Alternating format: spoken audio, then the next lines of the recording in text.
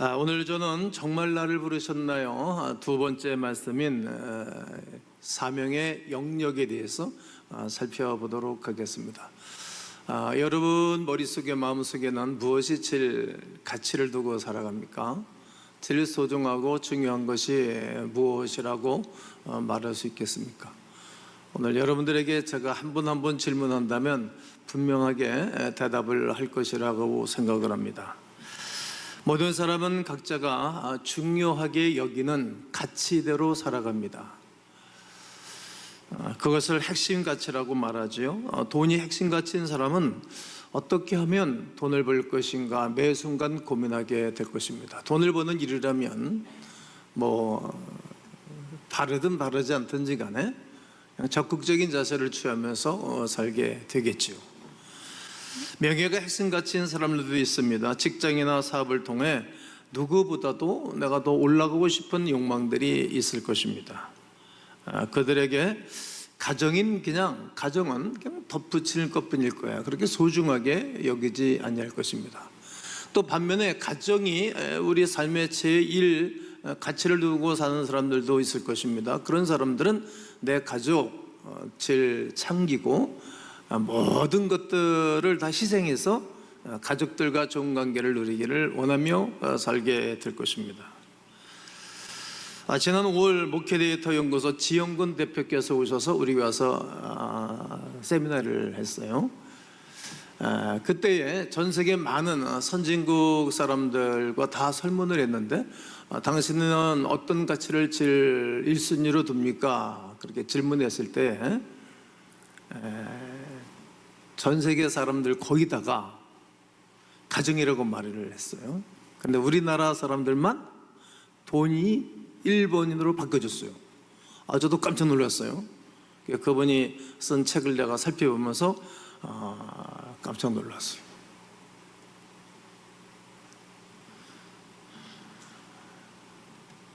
여러분 중에서도 가정을 통해 행복해지는 것이 아니라 돈이 있어야 행복해질 것이라는 생각을 갖고 있는 분들도 있을 것이라고 생각이 됩니다.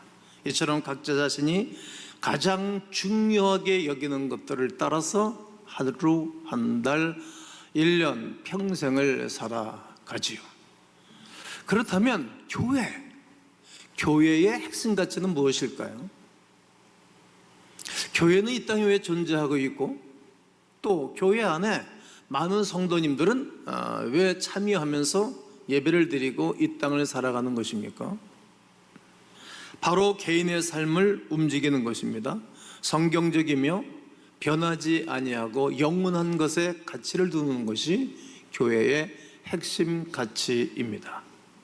어떤 것에 관한 결정과 행동을 좌우하는 신앙적 가치 말이지요. 그런데 교회를 다니고 신앙생활을 하면서도 마땅히 지켜야 하고 가져야 할 핵심 가치를 마음에 두지 않고 살아가는 이들도 있습니다.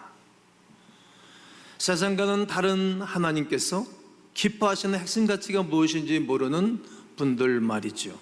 그렇다면 성도가 지녀야 할 핵심 가치는 어떻게 찾아야 하는 것입니까?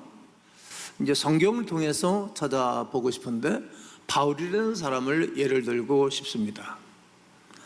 바울은 유대인으로 길리기아 다수에서 태어났습니다. 로마의 시민권을 가지고 있었고 율법의 최고의 학자 밑에서 공부를 했습니다. 일반 공부도 제대로 하였습니다.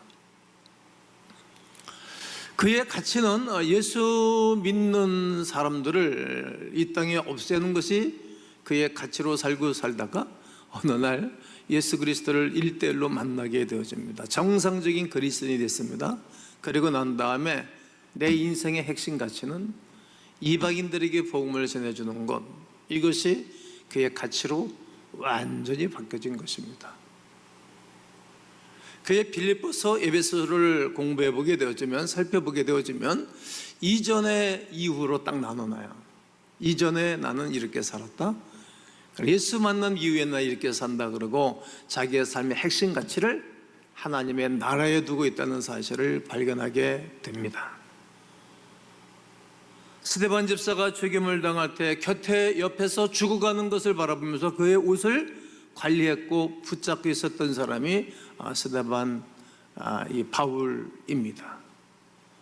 그러나 다메섹으로 가는 도중에 그가 그리스도 예수를 만난 이후에 삶의 가치가 완전히 바뀌어진 거예요. 그의 목표가 달라졌습니다. 어떻게 하면 이방인들에게 복음을 전하여서 하나님의 나라를 이 땅에 세울 것인가에 대한 그의 생각이 가득 찼던 사람입니다. 지난 경험을 통해 바울이 자신 스스로를 이렇게 돌아보게 된 것입니다. 여러분, 사람이 지난날을 돌아보지 못하는 것은 사람이 아니겠죠. 내가 예수님을 믿기 이전을 돌아보고 예수님 믿고 난 뒤에 나를 돌아보고 또 내가 어제까지 또 전에 내가 어떻게 인생을 살아왔고 또 하나님이 내 인생에 어떻게 은혜를 끼치고 영향을 끼친 거에 대해서 돌아볼 줄을 맞는다면 생각 없이 하루하루를 살아가게 될 것입니다. 이처럼 바울은 예수 그리스도를 만나고 난 다음 인생의 핵심 가치를 발견하고 핵심 가치 가운데 평생을 살아갔던 그 은혜가 나는 오늘 여러분에게 있기를 주의 이름으로 축복합니다. 축복합니다. 바울이 쓴 서신을 읽어보면 내게 은혜가 넘쳐요. 왜냐하면 그는 변화된 사람이었기 때문에 그래요. 우리에게도 변화된 사람들의 이야기가 있어요. 변화받고 아주 멋지게 하나님의 교회를 섬기고 다른 이들에게 좋은 영향을 끼치고 살아가는 분들이 많이 계신 거예요. 오늘 성가대원들도 역시 마찬가지고 교회에서 어린 시절부터 커서 교사하고 있는 청년들, 또 결혼을 하고 난 다음 여기저기 부서에 들어가서 섬기고 있는 식구들이 있어요. 든든하고 보기가 좋습니다. 바울 자신의 많은 부분이 행위로 구원을 얻으려는 잘못된 편견, 잘못된 생각을 계속 역설적으로 편지를 써보내는 거예요. 갈라디아 교회에다가도, 에베소 교회에다가도, 빌립보 교회에다가도, 데살로니가 교회에다가도 그렇게 계속 써보내는 거예요. 그리고 그의 믿음의 아들이었던 이 디모데에게도 어떻게 하면 하나님의 일을 잘 감당할 것인가에 대해서 계속 써보내는 거예요. 얼마나 성실한 일평생의 핵심 가치를 두고 살아가는 사람인지 모릅니다. 빌립보서 3장 6절로 9절을 읽어드리면 열심으로는 교회를 박해하고 율법에 의하는 흠이 없는 자라.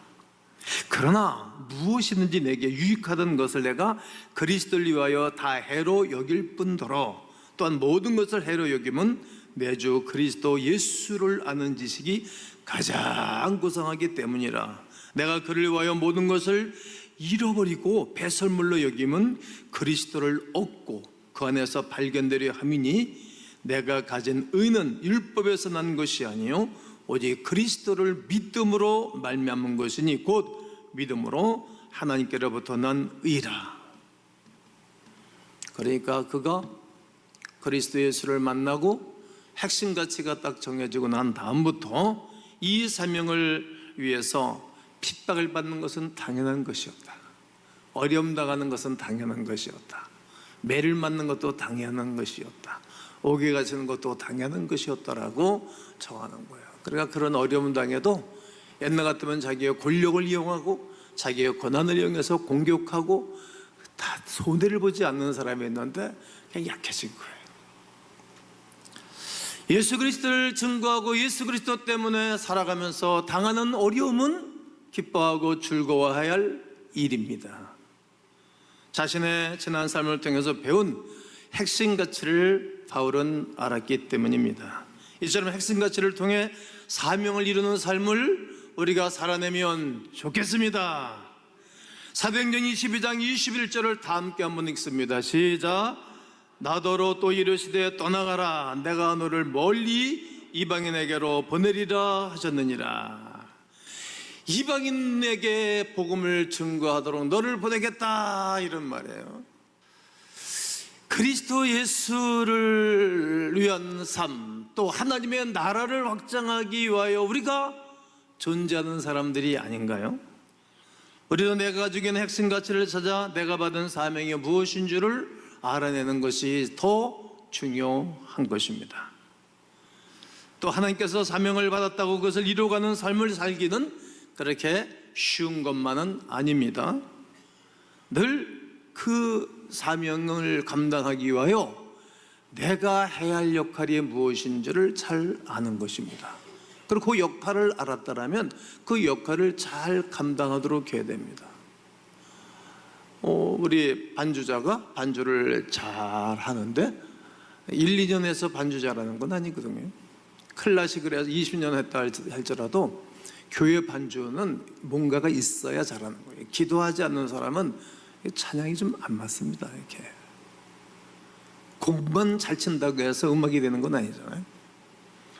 나의 역할을 잘 감당하는 거예요. 훈련도 하고 연구도 하고 연습도 하고 만들어 가는 것입니다. 내가 맡긴 자신을 개발하는 것을 계획을 세우게 됩니다.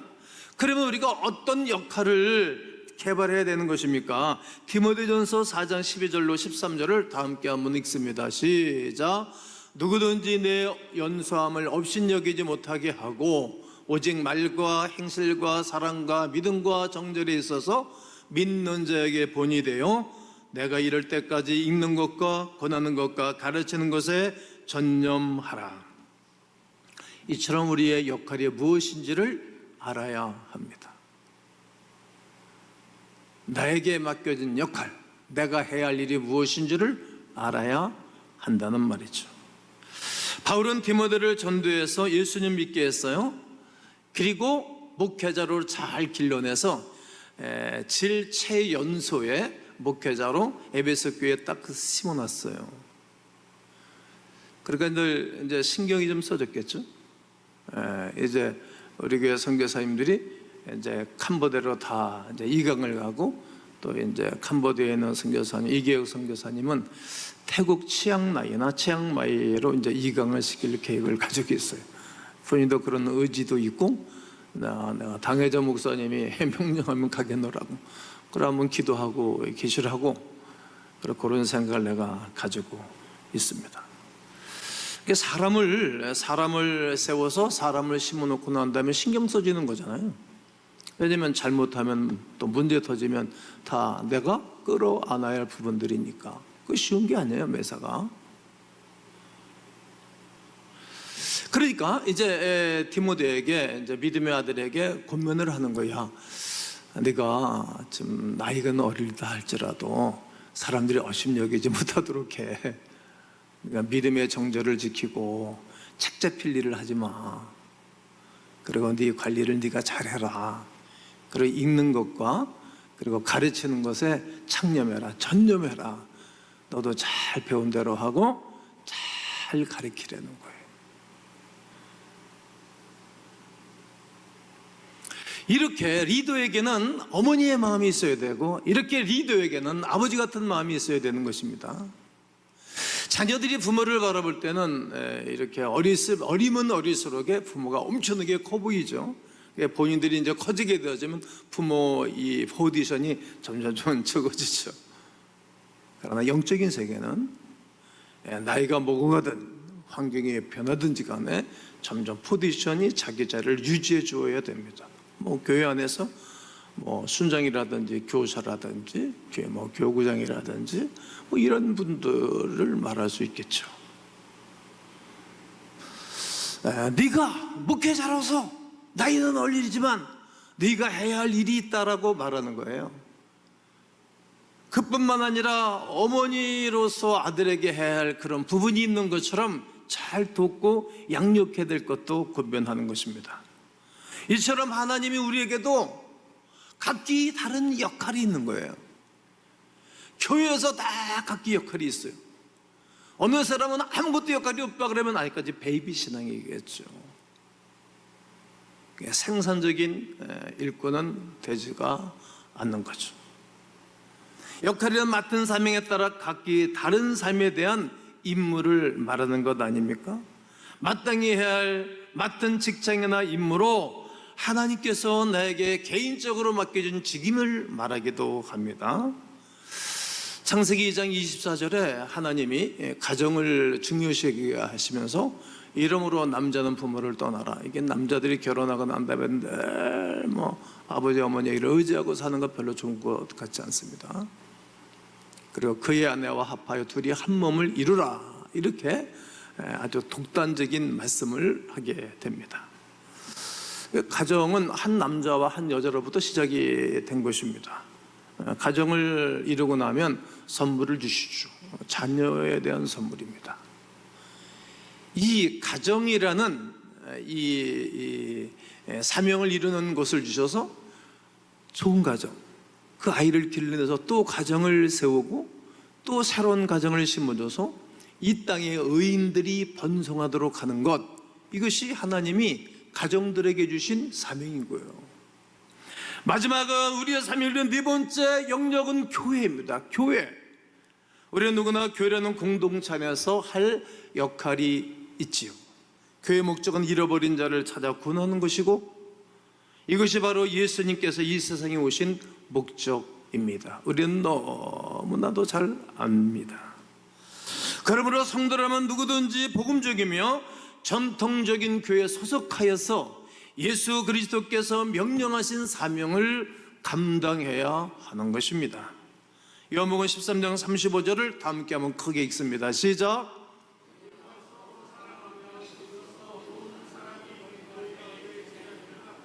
다시 한번 읽습니다. 시작. 너희가 서로 사랑하면 이로써 모든 사람이 너희가 내 제자인 줄 알리라. 여러분, 교회 공동체 안에서 아주 멋지게 살아가는 것을 바라보고 살아가면서 살아가는 것을 바라보면 모든 이방 사람들이, 밖에 있는 모든 사람들이 저 사람들이 있으면 제자네, 이렇게 보는 거예요.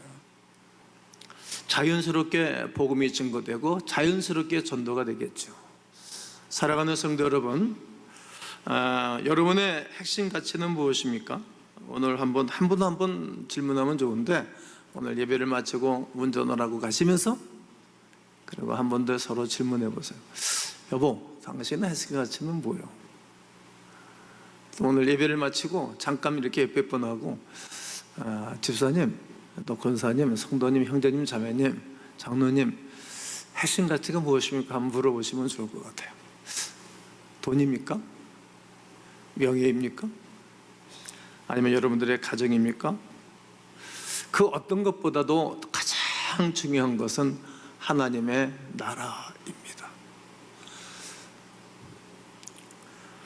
성도로서 붙잡아야 할 사명이 될 것입니다. 이 핵심 가치를 붙잡으면 사람이 비굴해지지 않습니다. 인생을 추하게 살지를 않습니다. 이 사명 가치를 붙잡았던 다윗은 일평생토록 멋지게 살았어요. 근데 이 가치를 놔버린 솔로몬은 마지막이 아주 모양새가 없었어요. 이 가치를 붙잡은 사람들은 일평생이 아름다운 것입니다. 제가 이제 김춘기 목사님을 여러 번 소개를 했는데, 오늘도 누구를 마지막으로 소개하면 좋을까 고민하다가 한번 소개해보고 싶습니다. 이분이 무슨 얘기를 했는 것이면, 어린 시절에 자기는 의아심이 많았다는 거예요. 믿음이 없는 아버지와 믿음이 있는 어머니, 매일 그렇게 아버지가 어머니 욕하고 때리고, 오직 뭐 때문에 아버지가 저렇게 못되게 하는가? 오직 하나, 교회 가는 것 때문에.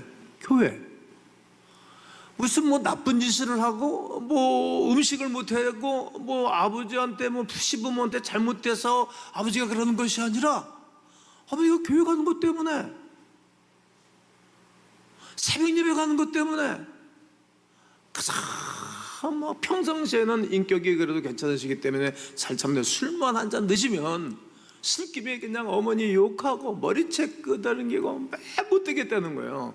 그 어린 시절에 그 마음속에서, 아니 우리 엄마 적당히 교회만 가면 되지, 왜 저렇게 매를 맞아가면서 집안에 불편하기까지 하면서 새벽 예배를 가고 주일을 지키고 헌금 생활을 하냐, 좀 광적이다, 이렇게 생각했다는 거예요.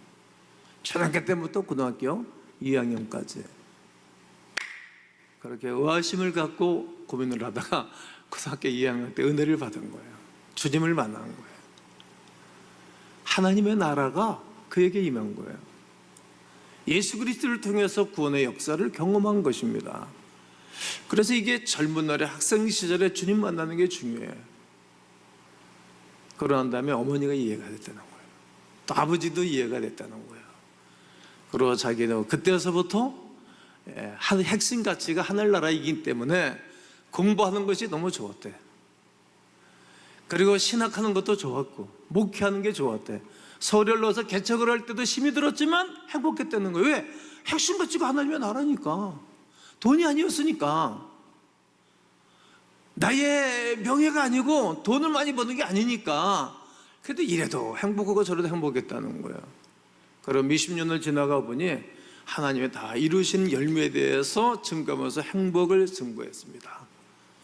사랑하는 성도 여러분, 저는 정말 하나님 나라를 부르셨습니까? 지난주에 여러분 의미 있는 설교를 했고 이번 주에도 마찬가지고 다음 주까지 정말 하나님 나라를 부르셨습니까? 이런 설교를 하면서 마무리를 지을 것인데, 여러분 우리의 영역의 삶 속에 여러분 하나님의 나라를 지어내고 만들어내고 증거하면서 세워가는 아주 영적인 광음이들 되시기를 주님의 이름으로 축원합니다.